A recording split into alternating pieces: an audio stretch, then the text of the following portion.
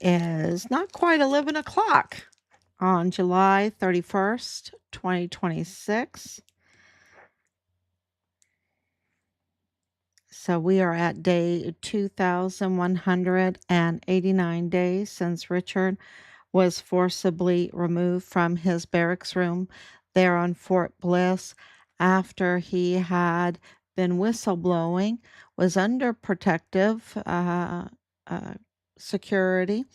That individual didn't show up that day, and a code red had been issued because Richard was asking for a transfer. He wanted a transfer, and so they didn't want to give it to him. It was denied, and the chain of command then issued a code red. That would be Dallas Hart, his platoon leader, and this was in building 2479 on Fort Bliss, and evidence has directed us to that conclusion.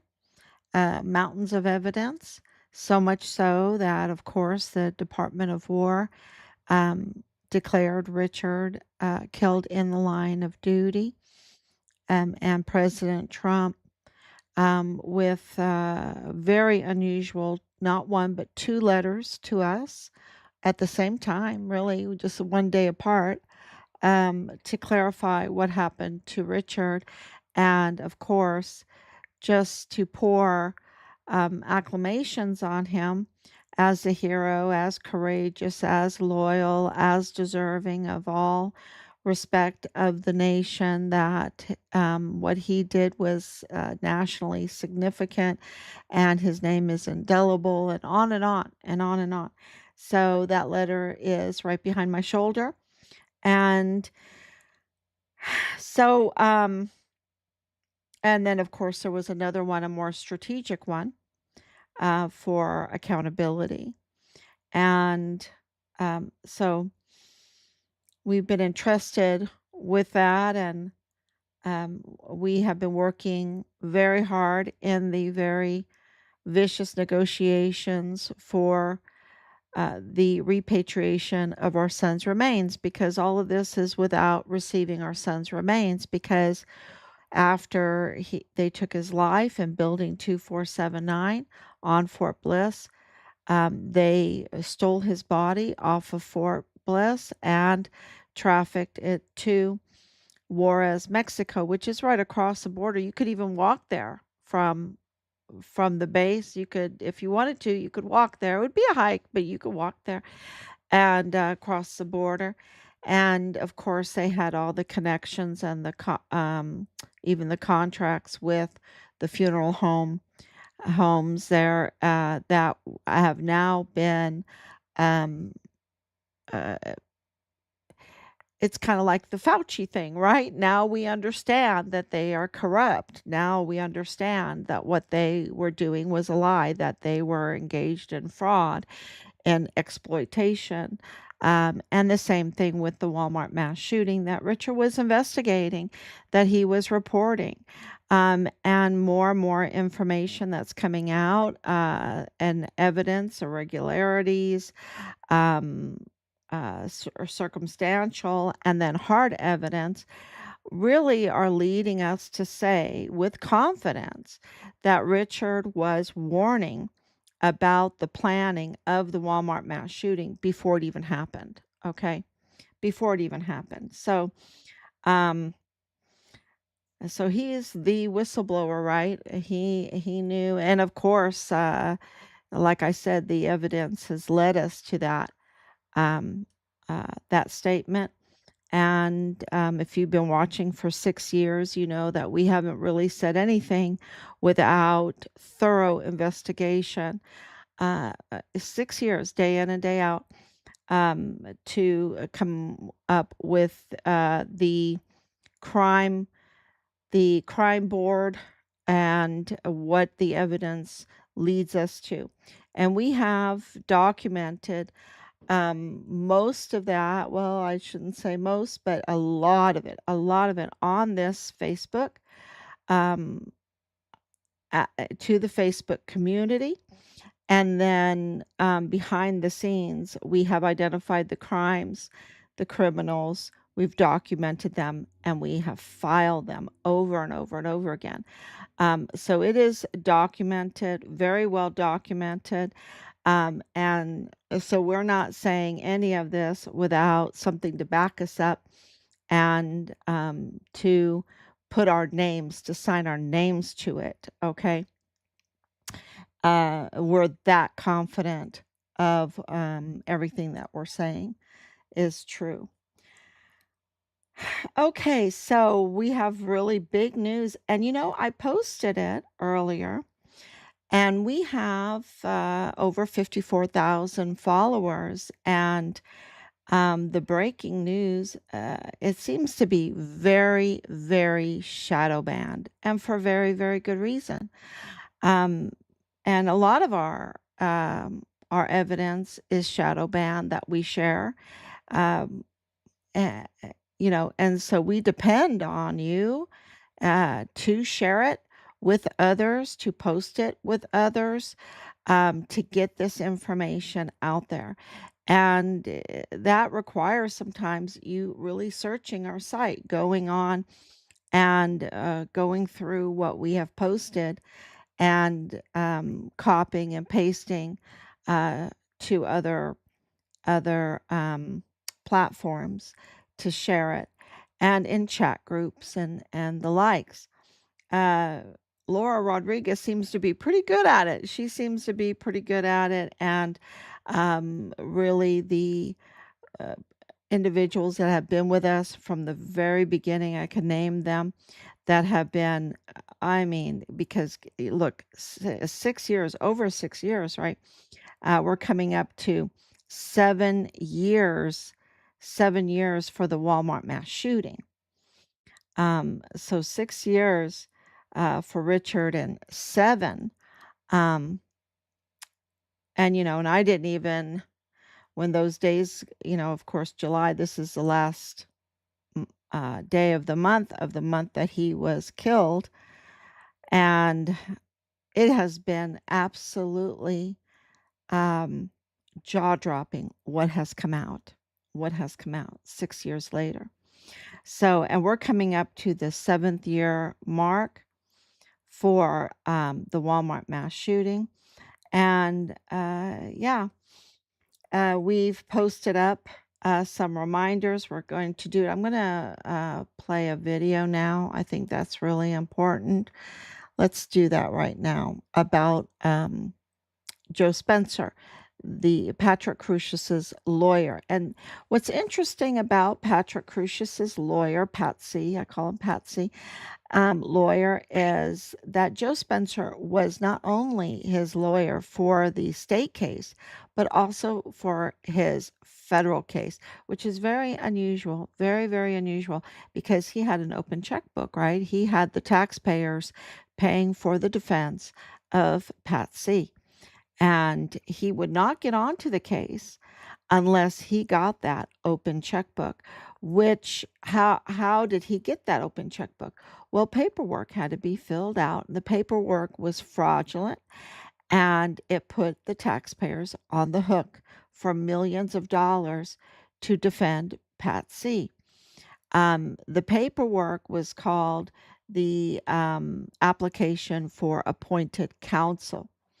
The application for appointed counsel also seems to be getting blocked now, um, which is really interesting. It's really interesting because it is clear, hard evidence documented of the fraud, the tampering that that El Paso judicial system did in the orchestration of the Walmart mass shooting case, uh, and the Walmart mass shooting. The Walmart mass shooting itself was orchestrated, and the crime scene was staged.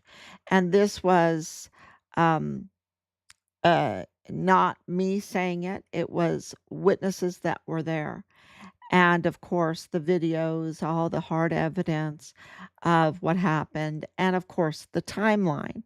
And so Joe Spencer busts the timeline with this statement, um, and another statement that I can put up, of his own words. So let's listen. We put it to song because just to get the information out there and get the understanding of what is going on in the Walmart mass shooting, that Joe Spencer was already negotiating with Judge Sam Madrano and David Guadarrama, um, uh, the state and the federal judge in the Patrick Crucius case, the Walmart mass shooting case, before they were ever assigned. Before they were ever assigned, okay? And they were negotiating the open checkbook, the application for appointed counsel, before even a shot rang out. Okay? Before even a shot rang out. There's no other way to look at that timeline, um, uh, and make sense of it. And make sense of it. Um, so let's listen to what he had to say, um, put to song.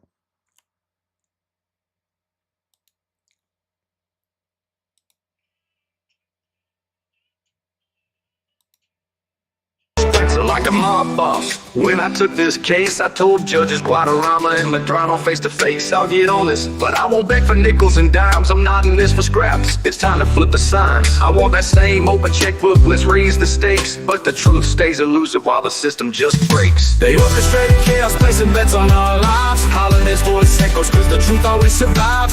Lawyers stacking checks, millions going gone bongo. Spencer sold out crucial special needs for the dough. That's cold, Joe. That's real cold. Cashing in on the week while the truth remains sold. But I am not going to beg for nickels and dimes. See, I'm not taking this case and have to worry about money for experts, money for this, money for that. I want to take that Joe Spencer like a mob boss. When I took this case, I told judges Guadarrama and Madrano face to face, I get on this, but I won't beg for nickels and dimes. I'm not in this for scraps. It's time to flip the signs. I want that same open checkbook. Let's raise the stakes, but the truth stays elusive while the system just orchestrated chaos, placing bets on our lives. Holiday's voice echoes, cause the truth always survives. Lawyers stacking checks, millions going gone bongo. Spencer sold out crucial special needs for the dough. That's cold, Joe. That's real cold. Cashing in on the week while the truth remains sold.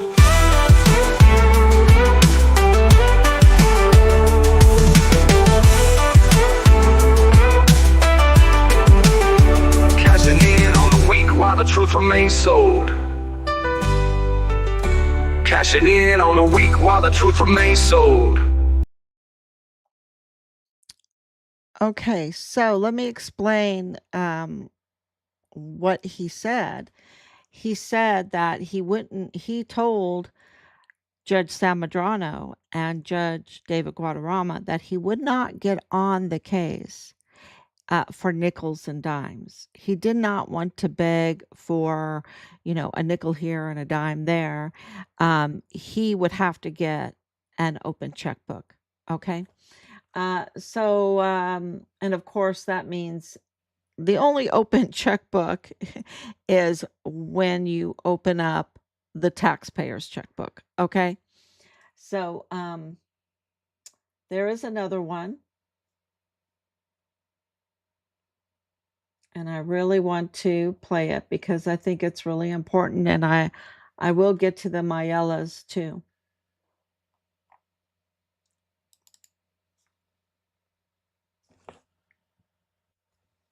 I should have had all these open, right? And, these are, a few years old um, because, so much has happened, right? So much has happened. This one is really important too. Let me make sure.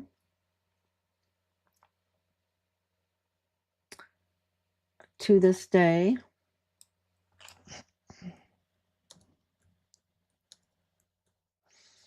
There it is. Okay.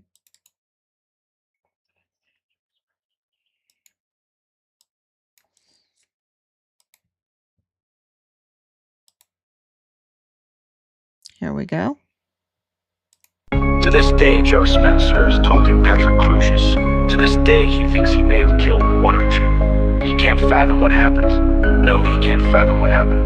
But who is saying it? Crucius doesn't speak. To this day, he thinks he may kill one or two. He has only, he can't fathom what happened.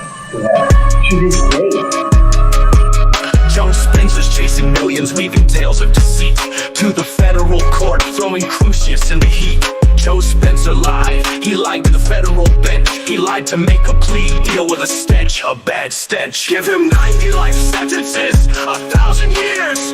What kind of justice is fueled by 1,000 years? Joe lied, claiming Crucius More was than sound that. of mind, I able didn't to do my math. comprehend the hate they designed. But evidence shows no, and he is no racist. Injustice very prevails, but Joe Spencer fakes it. For a plea deal to hold, the defendant must be aware of charges and sentences, the weight they would bear. But Crucius' mind couldn't fathom, couldn't hate. Autistic and voiceless, his mind just can't relate. This case is a facade where the guilty are excused. Joe's federal deal's invalid. Crucius has been used.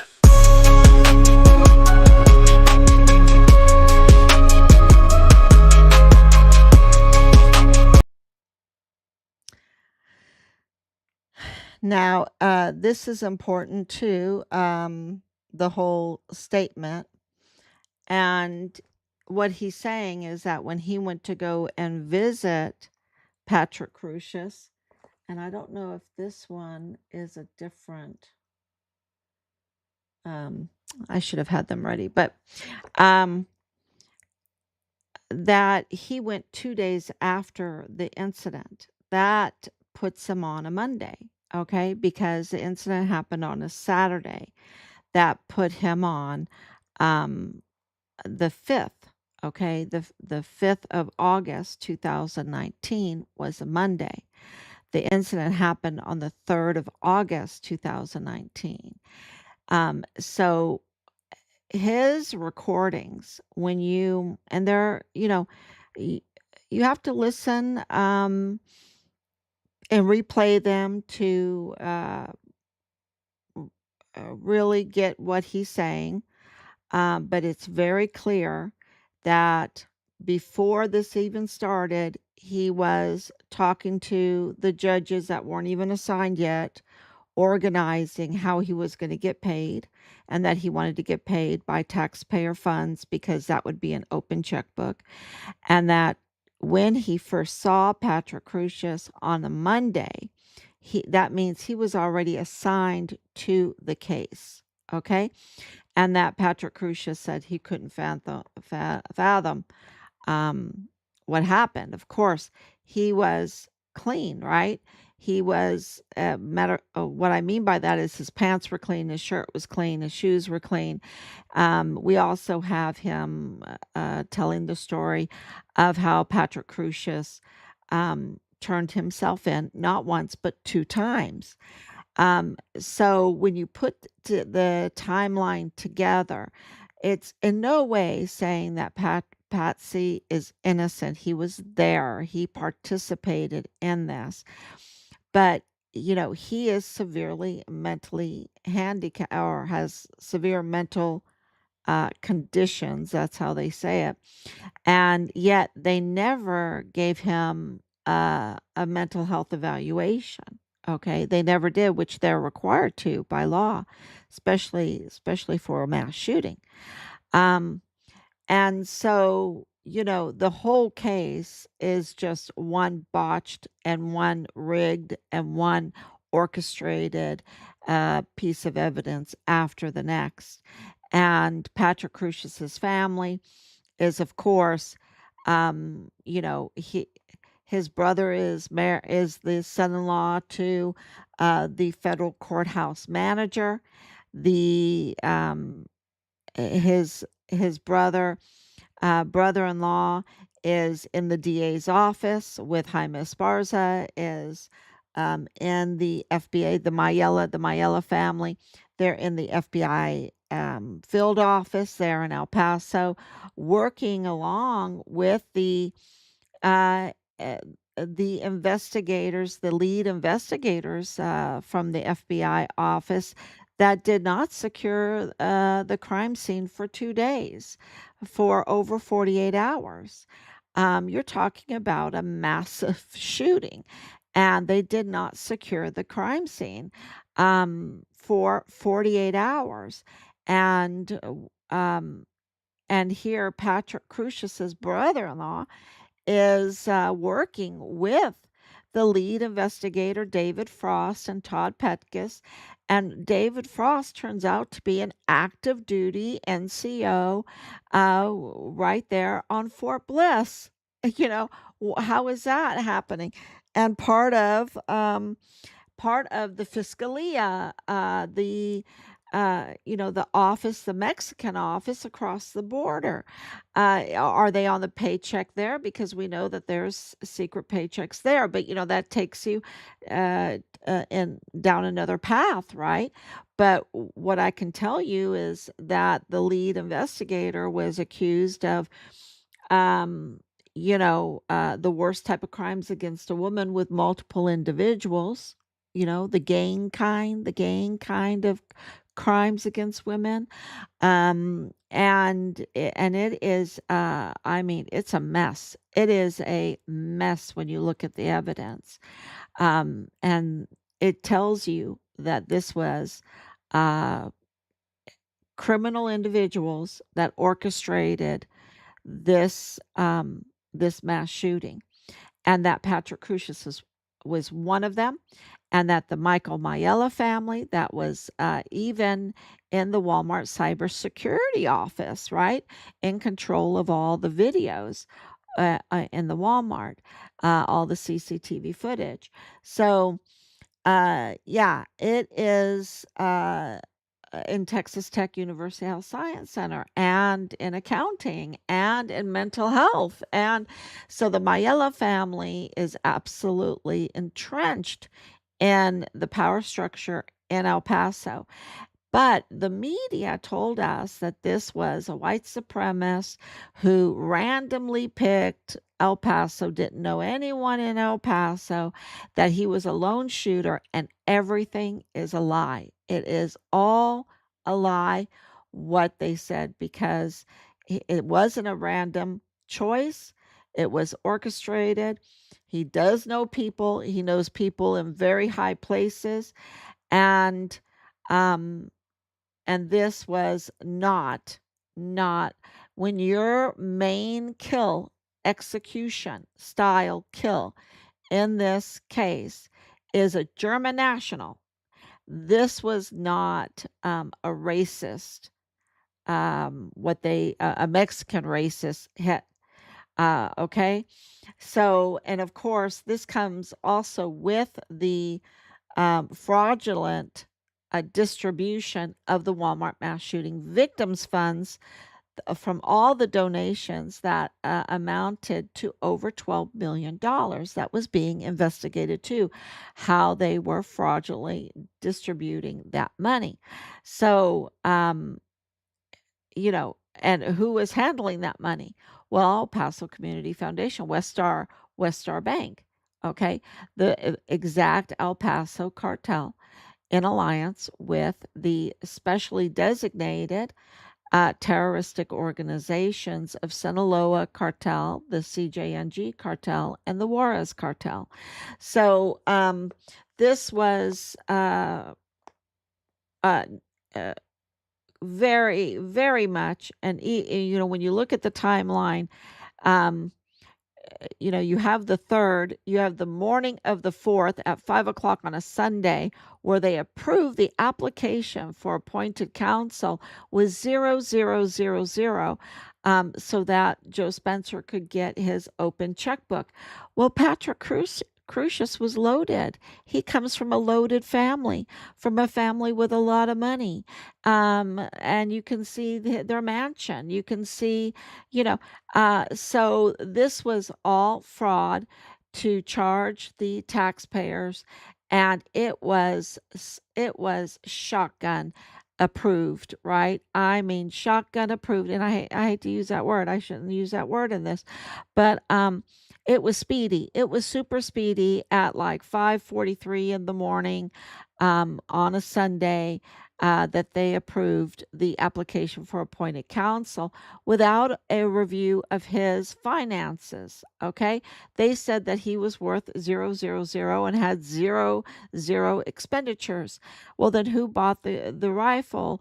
Then who bought the ammunition? Who paid for his car and his car insurance and his gas and his phone and his computer that he, so everything is has discrepancies that prove that this was orchestrated. It was not a natural happening, and it was not a good investigation. It was a intentionally botched investigation. So, and let's look at the Mayella family, because I think that's really important to look at the Mayella family.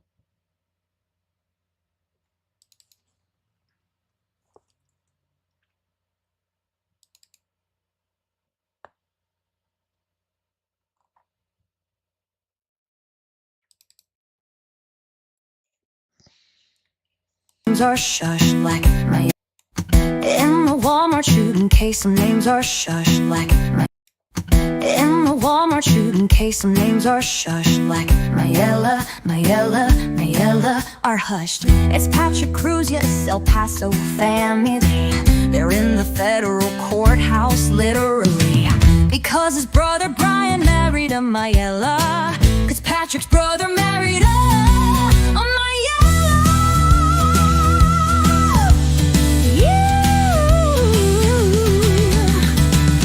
Paso matters, they knew, kept it hush-hush, in a quid pro quo money rush. Courthouse favors for a fake news show. They're bias, it's clear as you know. So they built a lie designed to divide, attacking Trump while the truth set aside. With a fake story, the false narrative grew. He's clean. Smearing Trump's name, deceiving me and you. Michael Mayella, the father pulling strings. Menange's judge got her on his court. Cha-chings gave Courthouse favors for a fake news show. So the media lets Mayella's names lay low. Crucius had no ties, they clamored in the news, but they're in the chamber wearing Courthouse shoes. And Michael Jr., the brother of the bride, interned at the DA's side. Also with the dirty FBI leaker who tattletaled while at Walmart where the security failed. What the hell? So they built a lie designed to divide, attacking Trump while the truth set aside. With a fake story, the false narrative grew, smearing Trump's name, deceiving me and you. El Paso matters, more like El Paso hush. A quid pro quo money rush. Courthouse favors for a fake news show. They're bias, it's clear as you know. With Bob Moore whispering lies in our ear. No truth, no integrity, year after year. They let it roll, they let the falsehoods fly. Bury the truth while the real stories die. They painted Crucius as a hater of Brown, a fake white supremacist just to drag Trump down. And Michael Jr., the brother of the bride, interned at the DA's side. With Esparza, Montoya, and Nieto, the FBI leak a tattletale. Wow, and in Walmart where security failed. Where security failed. Security failed. Security failed. Justice for Richard Halliday.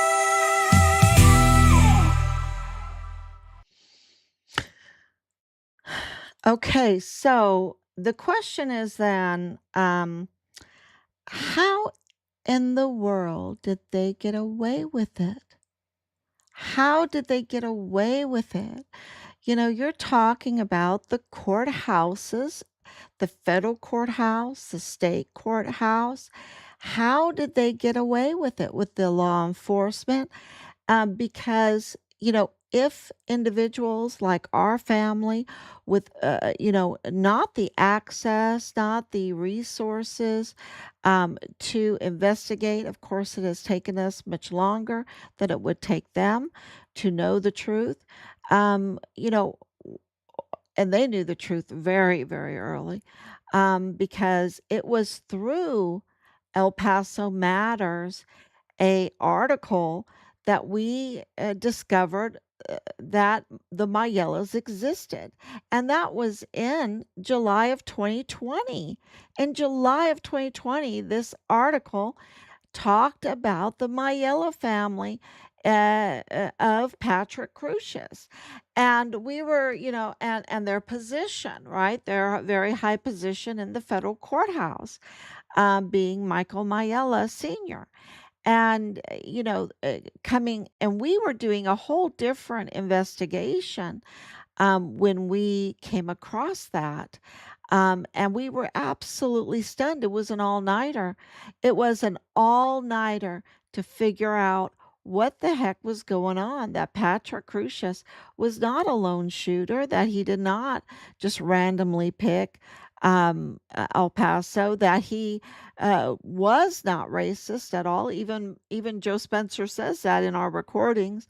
Even Loretta Lynn Hewitt says that. So the whole thing was a lie. It was just shook us to the core that night to learn about the Mayellas and all their connections and where they worked. And it is very clear that the Walmart mass shooting was orchestrated. And so, uh, that's why this is so important. And of course, you saw the application in the, I should try, bring it up, see if I can bring it up, because I think it's so important to look at the application. And I don't know if that's going to hurt my video, because they seem to be blocking the application now. I don't know why.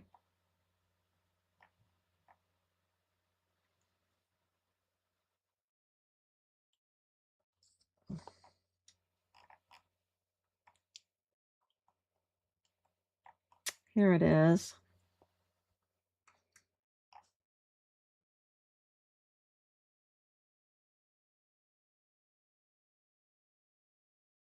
Oh, there it is. That's the one I want.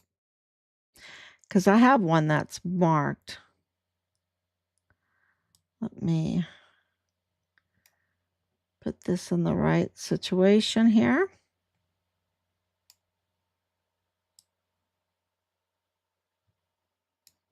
There we go. Okay, so here's the application. You can see here at 5:42 a.m. on a Sunday morning, the 4th of August. Okay, this was approved. It was stamped. Okay, 0000000. Okay, 0000000. This is like, how much did he have? How much did he spend? Zero, all zeros. Okay, let's see if I can um enlarge it. Let's see. Controls. I don't do this very often. So, but and here he signed it, right? And this just the timeline of it.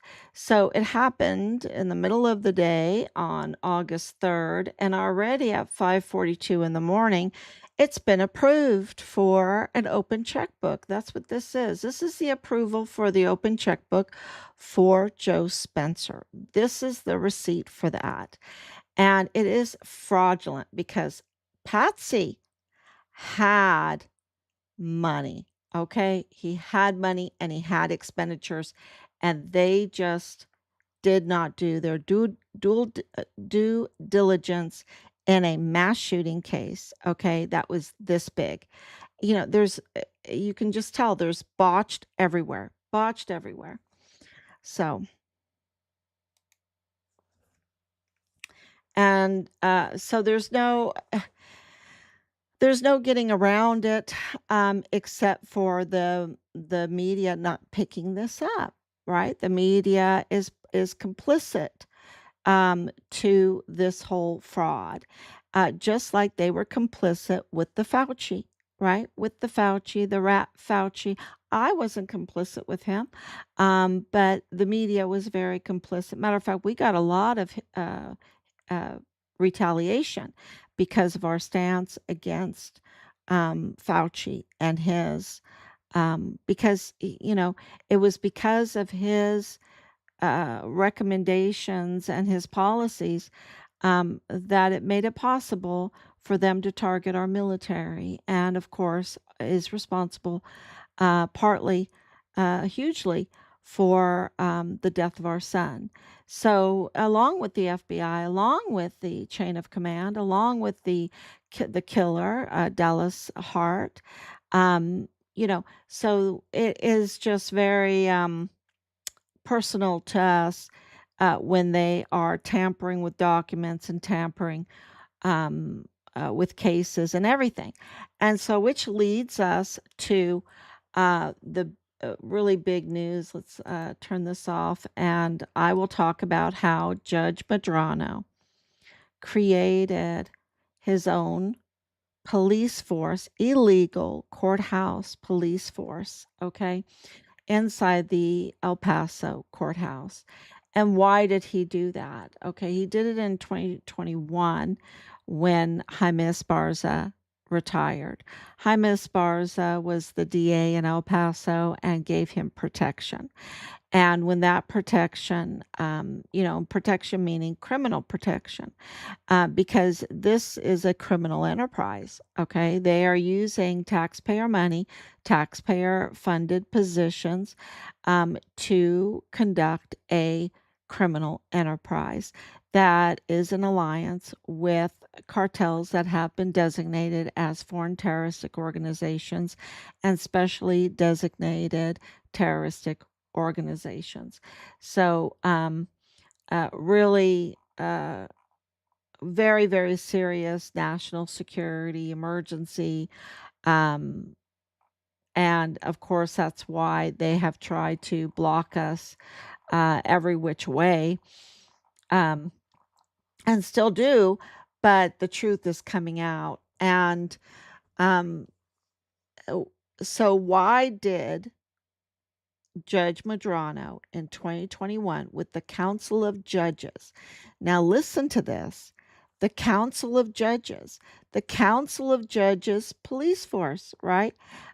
This is, a name that they could not, they couldn't use. And T. Cole during an audit was just like, you can't use that name, right? You can't use that name. The Council of Judges, right? Bailiffs police force, right? You can't do that because a police force can only be created by the executive branch of government, not by the judicial. That's why a judge can't tell a sheriff what to do. There are, checks and balances in our system. And what they did, what Judge Madrano did, was to usurp the checks and balances by overstepping his authority without any legal authority and create a council of judges police force in the El Paso courthouse. And why did he do that? Well, I wrote down a few notes, and it was, he wanted to control a law enforcement agency. Okay, he wanted control over a law enforcement agency. He he wanted that T Cole agency number, the ORI number, identifying, giving it jurisdiction, giving him jurisdiction over all courthouse investigations. That number gave him centralized control over an agency's identity and reporting. So he would get the reports. Okay, the Council of Judges, and of course he was there, um, and he was the power there because his wife controlled the assignment wheel. Okay, that makes and breaks judges and lawyers and cases and everything.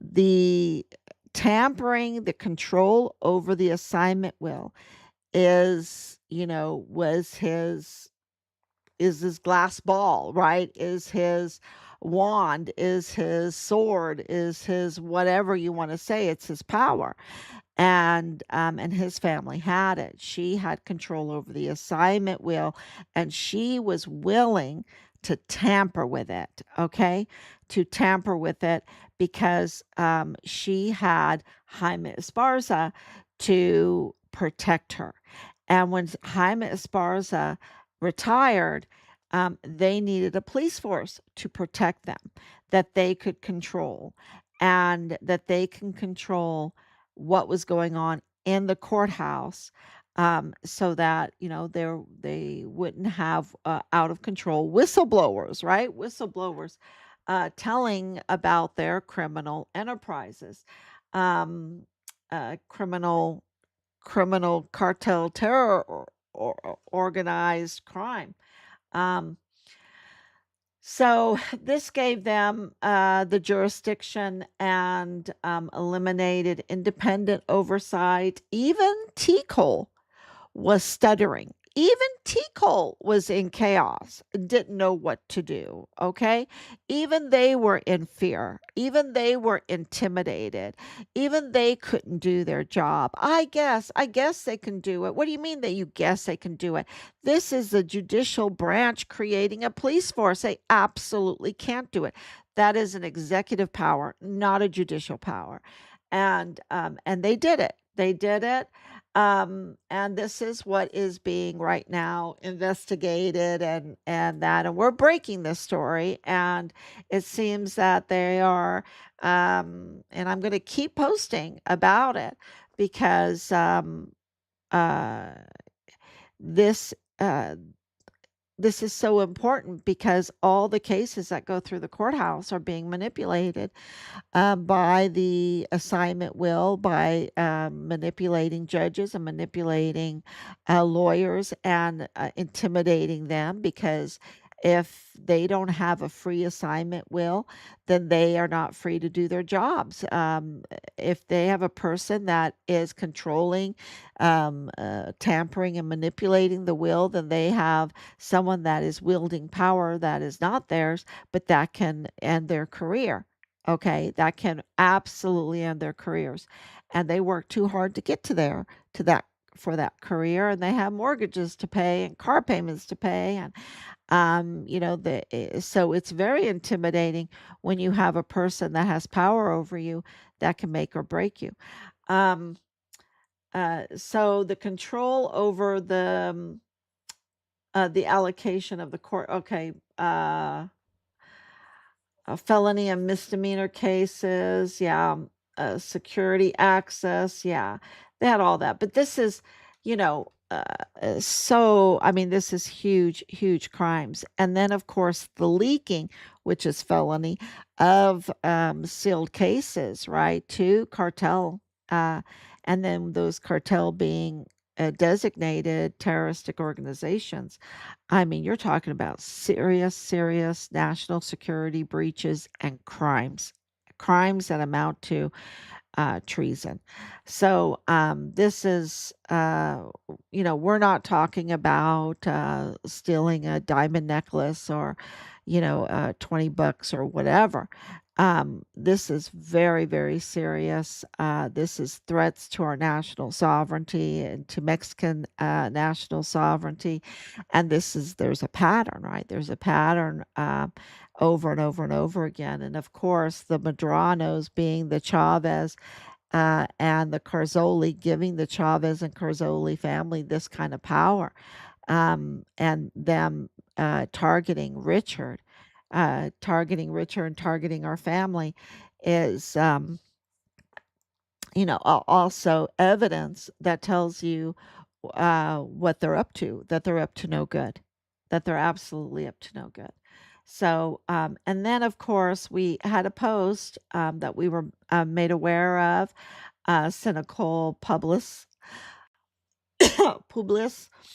that really talked about how our military was out of control and that the 2024 election was about saving our country because they almost had captured our military. And that corroborates and vindicates everything that we've been saying about our military being infiltrated and being used to be up to no good. And so this is really good to see all of this coming out in the open. So thank you everybody for coming on. And I need to look at the comments. I didn't even turn that on.